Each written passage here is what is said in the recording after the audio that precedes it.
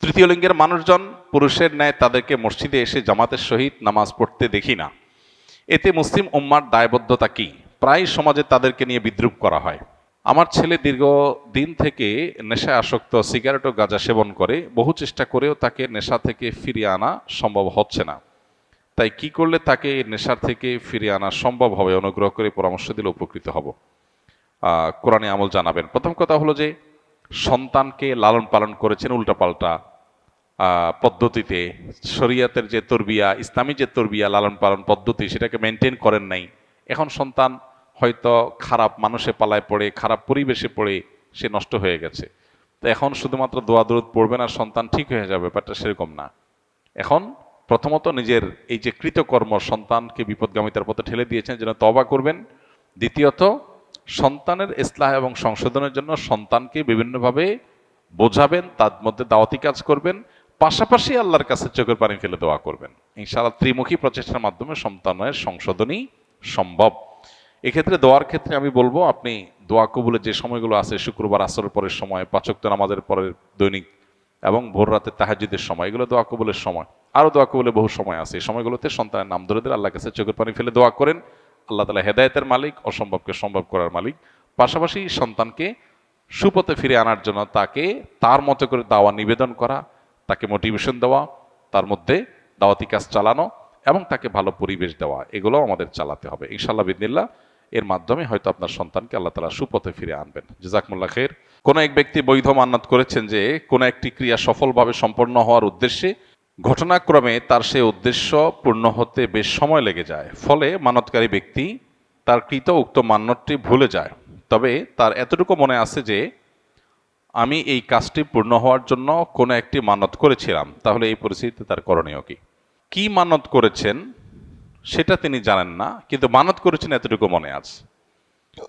তো যদি যেই চাওয়া পূরণ হওয়ার ভিত্তিতে মানত করেছেন যে আল্লাহ আমার এই জিনিসটা হলে আমি এটা করব, ওইটা যদি পূরণ হয়ে যায় তাহলে তার মানত পুরা করতে হবে। এখন মানতের ফিগার, পরিমাণ, মানতের ধরন, ধাঁচ, সেটা যদি আপনার মনে না থাকে, মানতটা যদি বিশুদ্ধ হয়ে থাকে, মৌলিকভাবে এতটুকু মনে থাকে যে যা মানত করেছে সেটা বিশুদ্ধ মানত হয়েছে, তাহলে সেটা পূর্ণ করা জরুরি।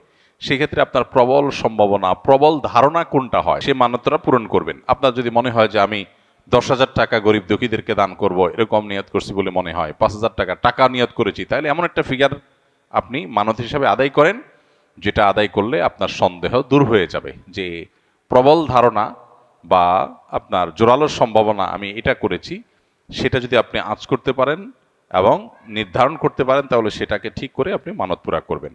এবং যেহেতু ইবাদতের ইস্যু, সেক্ষেত্রে একটু সন্দেহের ঊর্ধ্বে ওঠার চেষ্টা করবেন। 5,000 কি 10,000 সন্দেহ হচ্ছে, তাহলে 10,000 কি আপনি যদি ধরেন তাহলে এটা সেফ সাইড হয়ে যায় আপনার জন্য, সেভাবে আপনি মানত পুরা করবেন। তৃতীয় লিঙ্গের মানুষজন পুরুষের ন্যায় তাদেরকে মসজিদে এসে জামাতের সহিত নামাজ পড়তে দেখি না। এতে মুসলিম উম্মার দায়বদ্ধতা কি? প্রায় সমাজে তাদেরকে নিয়ে বিদ্রূপ করা হয়। প্রথম কথা হলো, আপনি যাদেরকে তৃতীয় লিঙ্গ বলছেন তারা আসলে কি তৃতীয় লিঙ্গ, নাকি সবগুলো সমকামী, অথবা তাদের অনেকে সমকামী? এটা আগে নিশ্চিত করা দরকার। কিছু মানুষ আছে যারা আসলেই আল্লাহ তাআলা তাদেরকে সৃষ্টি করেছেন এমনভাবে যে তাদের নারী বা পুরুষ হওয়ার দিকটা পরিষ্কার না। তিনি পুরুষ হওয়ার পাশাপাশি তার মধ্যে নারীত্বের কোনো সিমটম বা আলামত আছে, অথবা তার বডির স্ট্রাকচারে নারী হওয়ার পাশাপাশি পুরুষের কিছু আলামত আছে, হতে পারে, যাদেরকে আমরা হিজড়া বলি। এই হিজড়া বা তৃতীয় লিঙ্গ, এই মানুষগুলো যদি ফিজিক্যাল টেস্টের মাধ্যমে, মেডিকেল টেস্টের মাধ্যমে তারা যদি তৃতীয় লিঙ্গ বা হিজড়া প্রমাণিত হয়, তাহলে শরিয়ার নীতিমালার আলোকে তাদের ফ্যাসিলিটিস তাদেরকে দিতে হবে। রাষ্ট্র এবং সমাজের সেখানে দায়বদ্ধতা আছে, এবং এক্ষেত্রে তাদেরকে যে কোণঠাসা করে রাখার প্রচেষ্টা, সেটা বন্ধ করতে হবে। এতে কোনো সন্দেহ নাই। একজন মানুষ, তিনি গায়ে গোত্রে পুরুষ, হয়তো নারীত্বের কোনো আলামত তার মধ্যে আছে, তাহলে পুরুষের সমস্ত ফ্যাসিলিটিস তিনি পাবেন। মসজিদে আসবেন, পুরুষের সাথে নামাজ পড়বেন, এবং ট্রিটমেন্ট করে যদি পরিপূর্ণভাবে তার নারীত্বের যে ইস্যুগুলো আছে সেগুলো রিমুভ করে তাকে স্বাভাবিক পুরুষে পরিণত করা যায়, শরীর সেটাকে অ্যালাউ করে। কিন্তু প্রশ্ন হলো, আমাদের সমাজে যাদেরকে আমরা হিজড়া বা তৃতীয় লিঙ্গে বলছি, এদের উল্লেখযোগ্য সংখ্যক মানুষ মূলত হিজড়া বা তৃতীয় লিঙ্গের ভান করেছে, মূলত তাদের মধ্যে অনেক সমকামীরা লুকিয়ে আছে, যেটা আমাদের প্রচলিত আইনে দণ্ডনীয় অপরাধ। হিজড়া সাজলে সেটা সহজ হয়। এর আগে আপনারা পত্রপত্রিকা দেখেছেন, বিভিন্নভাবে উদ্যোগ নেওয়া হয়েছে তাদেরকে চাকরি দেওয়ার জন্য। পরবর্তীতে যখন মেডিকেল টেস্ট করা হলো, দেখা গেল একটাও হিজড়া না। এরকম অনেকগুলো ঘটনা ঘটেছে এবং পত্রপত্রিকা এসেছে। আমি সবাইকে বলছি না, অনেকে আছেন যারা হিজড়া, কিন্তু অনেককে ধরে ধরে হিজড়া বানানো হচ্ছে, অনেকে হিজড়া সাজতেছে। মেয়েদের মধ্যে ঢুকার জন্য হিজড়া সাজতেছে পুরুষ হয়ে, আবার ছেলে হয়ে মেয়েদের মধ্যে ঢুকার জন্য তিনি মহিলা হিজড়া, মহিলা টাইপের হিজড়া সাজতেছেন। তো এই জিনিসগুলো নতুন না, এই জিনিসগুলো অনেক পুরাতন।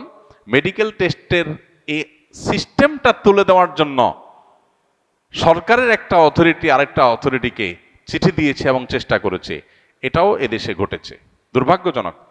মেডিকেল টেস্টের মাধ্যমে তারা নিজেদেরকে হিজড়া প্রমাণ করার পর তাদের অধিকারগুলো দিতে সমস্যা কোথায়? কিন্তু না, মেডিকেল টেস্ট করতে দিবে না, কারণ মেডিকেল টেস্ট করলে ঘুমট ধরা পড়ে যাবে যে সমকামীরা এই লেবাস ধারণ করে অনেক সময় তাদের সমকামিতাকে প্রতিষ্ঠিত করছে, চালাচ্ছে। ঠিক একইভাবে যে সমস্ত মানুষগুলো সমাজে আজকে নিগৃহীত, তারা জুলুমের শিকার, তাদেরকে সমাজ কোনোভাবে অন করছে না, সে মানুষগুলোর অধিকার আদায় করা দরকার। সেটা নিয়ে আমাদের সোচ্চার হতে হবে, কিন্তু অবশ্যই মেডিকেল টেস্টের মাধ্যমে।